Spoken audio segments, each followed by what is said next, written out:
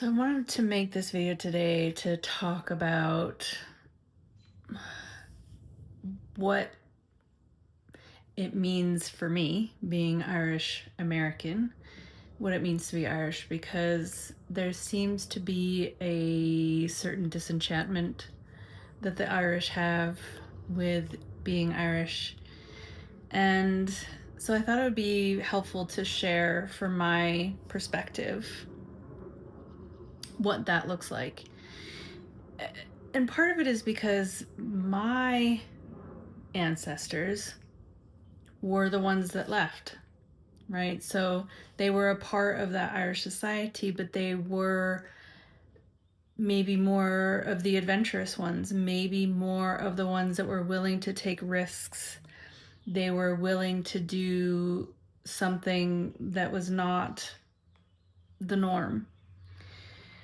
So it feels like there's a part of the culture, that was more of that inspirational, invigorative, imaginative, and adventurous sort of sense. People that were part of our people were the ones that emigrated, were the ones that left. And so I think it's helpful for Irish nationals, meaning my Irish brothers and sisters who were born in Ireland and still live in Ireland, or maybe you've also left. Maybe you've gone to the UK and Australia and or America as well, and other places because you're disenchanted with what's happening in Ireland now.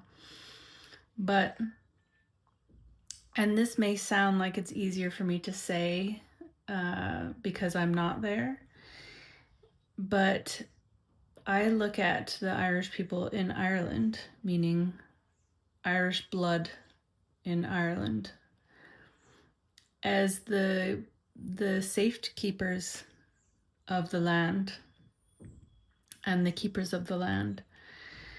And without you, nothing is preserved. Nothing is preserved.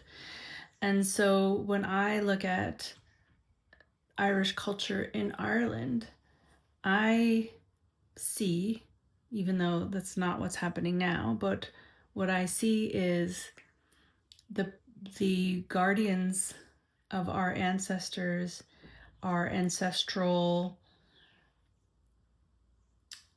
culture, and our ancestral, as I said before, land. And I think it's important to reference ancestral trauma and what that really means. And the big points of it are really, and I'm going to refer to my notes and my research just to make sure that I hit them all. But the biggest things are unresolved guilt, disenfranchised grief, which is like when a person's grief can't be openly acknowledged or openly mourned, and that grief turns to shame. And that leads to a sense of numbness, which leads to silence. And that's like what I see is happening in Ireland now. While there's a few of you that are kind of like, like the popcorn in the pan that are sort of popping off and speaking out, I feel like overall the culture has gone into this deep silencing or deep shame.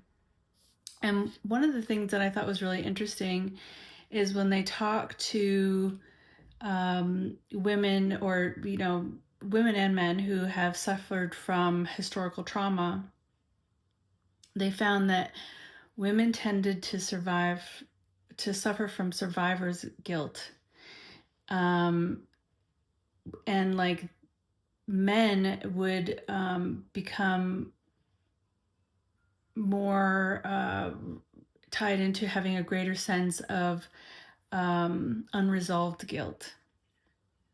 So it's like there's different ways that is expressed, and it leads to a complex PSD, you know. So I think it's important to recognize that historical trauma does play a role in the way that I see Irish people behaving today. So, like, the oppressive elements of things are still enacted. And, that includes, like, what has been allowed to happen with the government. When I think of my own family and why they left, as I said in a video before, one side left because of the famine.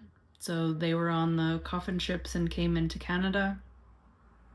And there is significant generational trauma on that side of the family, like all sorts of things. Death, at least one spouse always dies in every generation. There's, alcoholic abuse, there's physical abuse, there's, emotional abuse. There's a lot that's going on that side of the family, including, not being able to really get themselves out into the world the way that they want to, so like an internal oppression related to that. Now, on my mom's side of the family, they didn't come here until the 1900s, so like 1917. They were coming in 1913 actually to 1920. And in fact, my great-grandmother on my mom's side actually tried to move back to Ireland, but then they were there when Ireland was liberated. But when they saw what was happening with all of the government and things like that, they decided not to, and they decided to settle in America. And part of it was because they were like, we've fought and fought and fought, but what is the opportunity here? And that side of the family, were very much involved with the volunteers in that first initial movement to liberate Ireland. And even my grandfather's perspective on it was like, I would be like, oh, let's go to Ireland, blah, blah. And he'd be like, why? There's nothing there, essentially. And, that was his own trauma, really, like, speaking, but also was like, we're done fighting. Our family is done fighting. And now we're to a point where I see, no, we are not. No, we are not done fighting. And I think, a reason why I wanted to study historical trauma is because I see in our people the same things that happen, the same things you see in the Native people here. So when I'm seeing what's happening in Native people here in the US, I see the Irish as like 150 years ahead of what they're going through now. And so it's like I'm seeing where it goes to. And we're to the point of annihilation. We are. And, there's a few things that really are really important. It's really important to address as a culture that, and I'm going to look at my notes here to make sure I say it clearly, to acknowledge the disenfranchised grief. And it's that to understand when a person's grief and loss can't be openly acknowledged or openly mourned. The grief turns to shame, which ties into the sense of numbness leading to silence.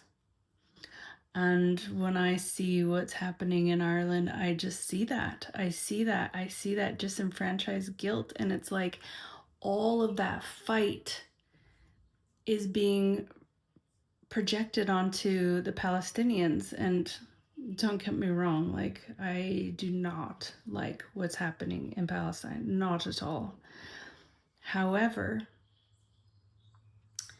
there are more Palestinians in Palestine than there are Irish in Ireland.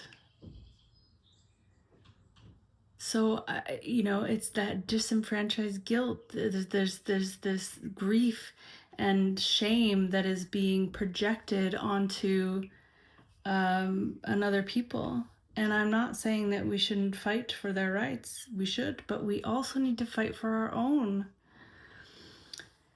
So I'll be talking more about this, as the days go on, but I when I look at the numbers, which I have pointed out some of them in some of my other videos, when you look at the numbers of how many Irish people are in Ireland and globally compared to other peoples, we've got to start standing up for ourselves and fighting for ourselves. Our culture is so beautiful and so loving and so welcoming and so warm and so fun. It can't be lost. Oh, I know I have to say this, but don't forget to subscribe and like the video. I need to start saying those things, and it seems like I forget to say them, so I need to start saying them. So be sure to like, follow, and share.